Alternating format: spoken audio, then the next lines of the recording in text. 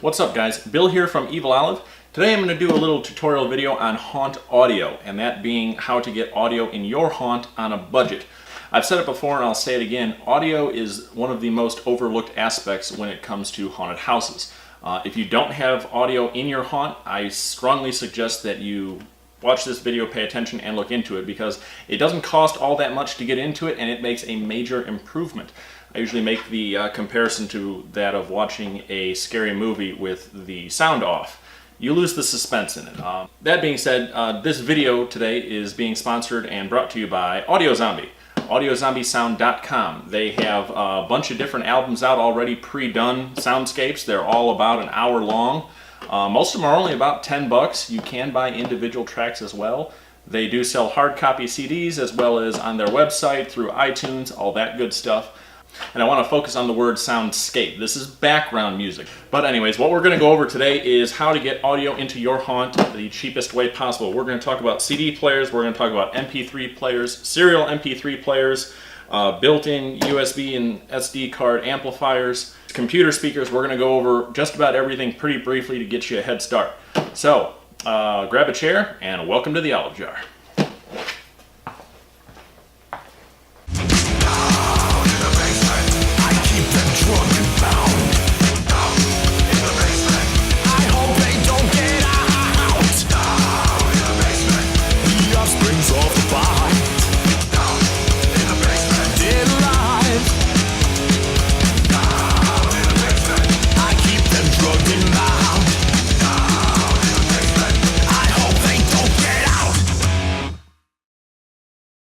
Okay, so first things first, we're just going to go over some of the bases. The absolute cheapest way that you're going to get sound into your haunt is to get a bunch of these. These are the old school CD players. CD goes in on top. You can find these at yard sales at Goodwill. We actually just sold all the ones we used last year. The lowest, I think they were from $2 to $5. You can even buy them new if you really want to for 15 to 20 bucks. They have speakers built in. The sound quality is decent. You know, you're doing a yard haunt or a front porch or something, this is going to be fine for that. If you actually have scenes, these work all right, but I will tell you, humidity affects them. If you have fog in the vicinity, like we did in our cemetery, the fog will actually build up a layer on the bottom of the disc and cause it to skip and eventually stop reading altogether. So that's definitely a downfall, but your cheapest way to get in, hands down, old school CD player. Put it in there, hit play, put it on repeat, you're good to go. If you're a little tech savvy and you build the four-banger prop controllers, I'll put a picture up of what one of my boxes looks like with that. You can actually get these little serial MP3 players. And now these guys online cost anywhere from 5 to 15 bucks depending on where you get it. And these get triggers, so you have to run this with a serial controller like an Arduino, a Raspberry Pi. This has to have a serial trigger. But what it does is it gets its music from a little SD card. And once again, you can get these online for about 2 bucks. The ones I get are little 1 gigabyte micro SD cards, and they come with an adapter to go into a full-size SD slot. But the micro SD card just slides right in the side of the MP3 player. You could put your scare track on there. What I do for the prop controllers is if I have a scene where I'm utilizing one of these prop controllers, or even if you use one of Fright Prop's Peekaboo series that has the audio in it, if I'm doing anything with a prop controller that has one of these boards on it, or if you have the Peekaboo, it has it built in, I make sure to utilize that either in the same scene or a scene that's close by. There's no sense in using a prop controller that has the capability for audio and not utilize the audio. Last year I had 2 scenes where I was running a prop controller in one scene. The audio from that controller went to another scene just so I didn't have to use one of these. Make the best of what you have. So that's the serial MP3 player. Now this puts out through an aux cable, so I always order these guys. I can get them down to like $1.50 on eBay. So I always have a bunch of these because these break and they're cheap and they don't last long. But that's what this sends its signal out. So this would go to a single speaker, or you'd have to have a splitter. This one here, this is a Leppy. This is the Leppy LP808 amplifier, and it's just a 2-channel output. But the reason I use an amplifier isn't necessarily for louder sound, because a lot of my sound I use in small contained areas, but I use it because it splits your speakers left to right. So there again, getting the best bang for your buck. In our clown scene last year, I had 2 rooms right next to each other that just had 1 pair of speakers each, and it was just kind of a carnival theme from Audio Zombie, from one of the Morbid Circus albums. So what I did is I went and I used an audio editing program. I think I used Audacity, or what's the other one? WavePad, MixPad, any kind of an audio editor, and I set one track to play only on the left channel and another track only on the right channel. So when I wired this, my left channel went to one room and my right channel went to another room. So out of one MP3 player, I was able to power sound in 2 scenes. And if I had it to where I was utilizing a prop controller for one scene, 2 neighboring scenes, then I could also supply audio through that same setup. So you can see how you can kind of daisy chain this stuff together to get the most in a cheap fashion. This Leppy 808, it also has a bass and treble adjustment, and it does require another power supply, so it is a 12 volt device. Those are around $10 on eBay, and once again, cheaper from China. You can get them in the States for like 15 to 20, and you can get other brands, other amplifiers. These are just cheap, and for what I'm using it for, going through speakers, which I'm going to talk about in a second, it works great. This is the Leppy A68, and this ups the ante a little bit. It still has just a 2-channel output. This is actually, it's got an antenna, and this one actually comes with a remote as well. But the good thing about this one is this actually has both a USB drive and an SD card slot. So for scenes where I don't have a prop controller, like this year will be in our hospital scene, I'm going to have prop controllers in some places, but not all, but I want the same music to play throughout the whole hospital. So I'm going to use this by itself with an SD card. I put my audio tracks on here, pop it in here, plug my speakers in, and that's it.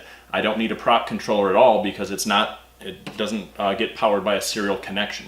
The Leppy A68, these come in between 11 and 12 bucks.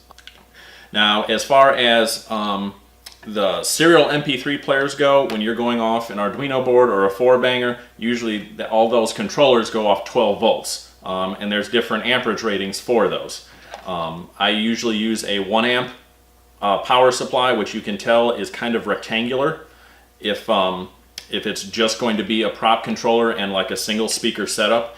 If I'm going to a multiple speaker setup through one of these, I will use a 2 amp power supply.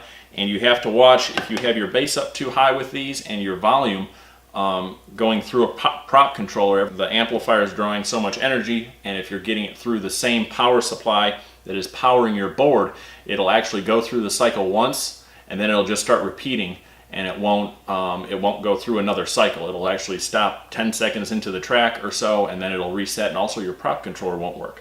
So you do want to make sure if you are going to have any of these little amps turned up a decent bit in volume, that they have their own designated power supply, which is why for these guys I decided to go and get a 3 amp power supply. And this is actually a brick, like you would for like a laptop or anything like that, but it is a better quality power supply, I will say that. The 1 and 2 amps are only about $2 a piece. Once you get to 3 amps, they start getting a little higher. This was $5 for one. But that's going to give us good power for this, so we're going to get good sound. Next we'll go over speakers quick. But like I said, I prefer using the speaker wire and computer speakers because I can separate my channels left to right, and that way I can power 2 scenes from one device.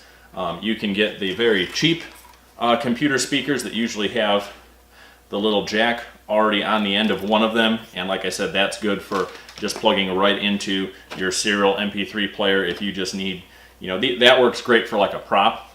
These speakers are my favorite, and I actually didn't bring the best ones, but they're rectangular. They're about this big, and they're usually out of like the surround sound kits. If you're common with yard sales, garage sales, Goodwill sometimes gets them in, and you can get like a pair or the matching 4 to 5 set of them for like $5 to $10, where they have the little clips on the back for the speaker wire to go into. I try and point it in from wherever the next scene is. That kind of helps contain the sound, rather than having this point at the direction of the next scene, have it pointing in towards the people. So the sound waves are coming at them, so they don't hear what's going on ahead, and the same for behind. So I'll usually have it, this is, if they're coming in this way, I'll have speakers going this way. If they're going out this way, I'll have them go this way. That just helps keep the sound in the particular scene, and so they don't know what's coming. But so that's the gist of it. So that's what I use. This year we will not have one CD player. As I said, through the season, between the humidity, the changing temperatures, then it's kind of big, bulky. They have lights on them that are kind of hard to cover up. You have to set them every night. You have to go to what track you want and hit repeat. That was always a hassle. I tried to micromanage and have other people do it, but they all work a little different. It's hard to find all the same CD player.